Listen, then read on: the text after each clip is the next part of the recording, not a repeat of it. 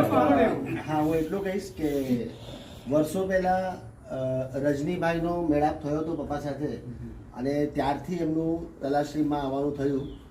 But હવે આજે રજનીભાઈની ખોટ અહીંયા અમે અનુભવીએ છીએ, રાઈટ, કે રજનીભાઈ હતા ને ત્યારે અમે લોકો કઈ રીતના આવતા ને પપ્પાને ખૂબ જ હતું, રજનીભાઈનું મમ્મીને પણ ખૂબ જ હતું. ત્યારથી શરૂઆત થઈ હતી અને ત્યારથી અવરો જવરો થઈ ગયો. તો લગભગ દર મહિને એકવાર પપ્પા મમ્મીનું આવવાનું લગભગ ફિક્સ જ થઈ ગયું. એને એવી પરિસ્થિતિ હતી.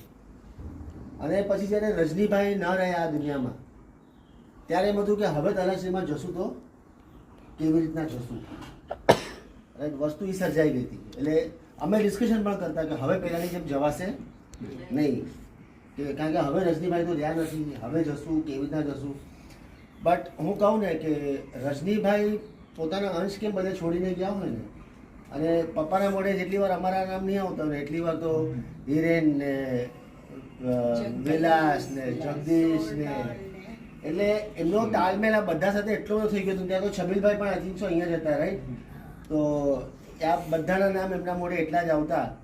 તો એમણે બોરીવલીમાં તો એક પરિવાર બનાવ્યો હતો, એમણે તલાશ્રીમાં પણ એક પરિવાર બનાવી લીધો હતો, રાઈટ.